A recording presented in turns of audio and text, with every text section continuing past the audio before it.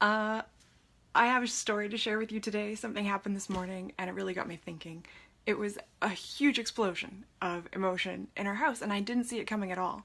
And when I looked back on the story, I thought, okay, well, I'm a professional. I have several degrees, including a graduate degree in applied behavior analysis, and I could have got this wrong. So I know that sometimes when you have a lot of education, it's easy to look at a situation and jump to a conclusion. When you're a parent and you've done like all this research and you've had all this training, you look and you're like, well, I know my kid, I know what's going on. Sometimes we have no idea what's going on. So this is what happened to me, and this is what I want to share. So this morning, we're going through our normal morning routine, and you know how things can kind of go wrong, but as long as two things get done by a certain time, we're generally okay. The two things are you need to come and eat breakfast and you need to get dressed. So we've been playing around with different ways of getting through that routine. I thought everything was going just fine. I had set up this game for the kids to play and they were really looking forward to it. I'll actually post about that later. So once breakfast had been eaten, I said to my older son, okay, so you've eaten breakfast. If you want to just go upstairs and get dressed, then we'll have time for the game. And he just started shouting at me. He just said, what did he say?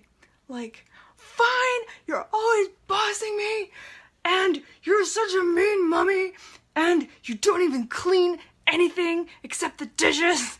It was very personal.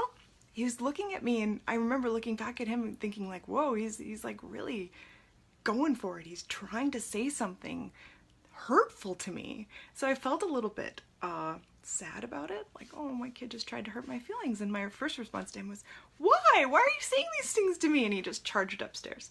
And he actually got dressed, which is great. But I needed a minute. I didn't have anything useful to say in that moment. So I just took a minute to calm down. We got back together and he wanted to play the game. So I definitely had to kind of try to pick up the pieces like, whoa, things just totally exploded. What happened?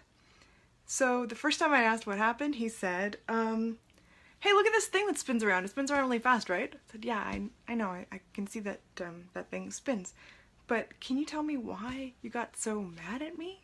And he said, did I tell you about my dream last night? I'm not even making this up. He said, did I tell you about my dream last night? I had a monkey. We went up on this bench, went up into space. I said, yeah, I know that you had this really cool dream, but what I would really like to know is why, when I asked you to get dressed, you didn't want to get dressed. You shouted at me.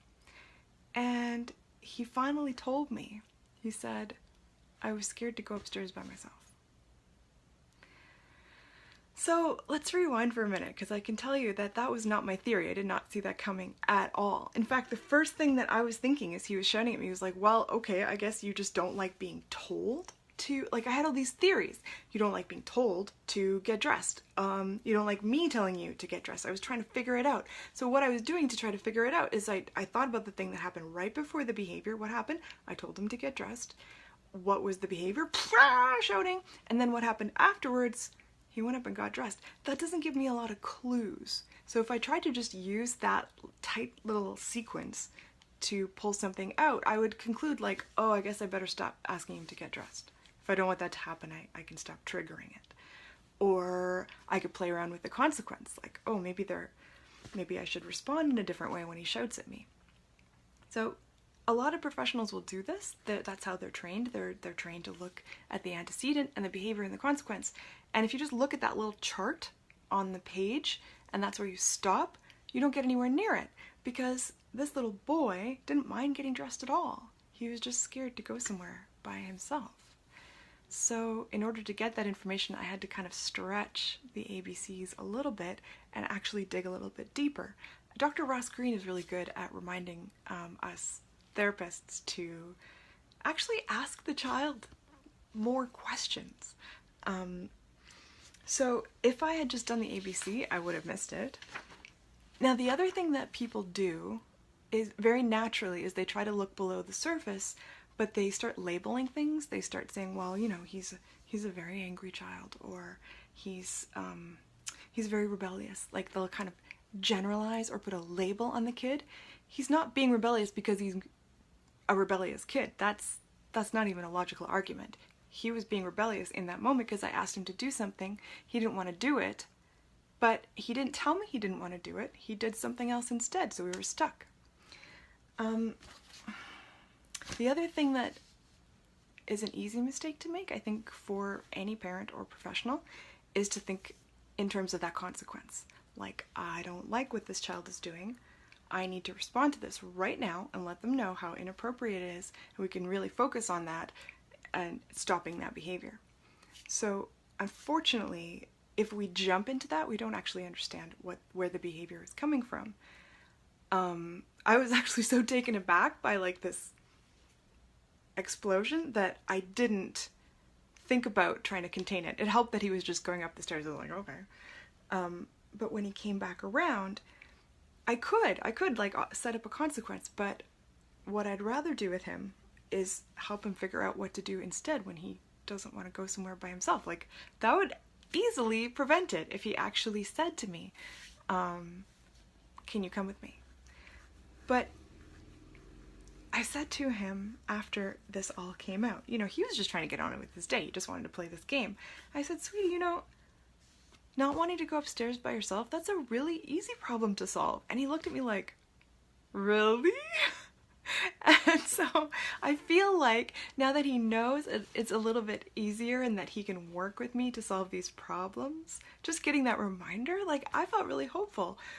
So we're gonna practice those things. I don't feel like I need to do a big consequence afterwards. I don't feel like I need to make any decisions about who he is as a person, because we were able to have a conversation. Now, we've been through a lot, this kid and I. We've come a long way. This is where we are right now. There were definitely times where I don't know if I would have had that conversation with him. I don't know whether he would have been able to say that to me. It might have gotten a lot messier. He would have exploded in a much bigger way. He's definitely learning that he can come back, but that's really, really important. I worry that if we get too focused on that sort of narrow ABC, or we get too focused on the oh, I better control this right now, that our child misses the opportunity to communicate with us honestly. And really, really, communication and connection is the biggest thing that we're teaching our kids. So how does it strike you? Does that seem like a surprising thing? Have you kind of had a conversation where you realized afterwards your kid was on a completely different page and you actually figured it out? Do you have a situation where you know your child is on a completely different page, but you don't know what page that is? I would love to talk to you about that, and maybe we can figure it out together. Okay, have a great afternoon.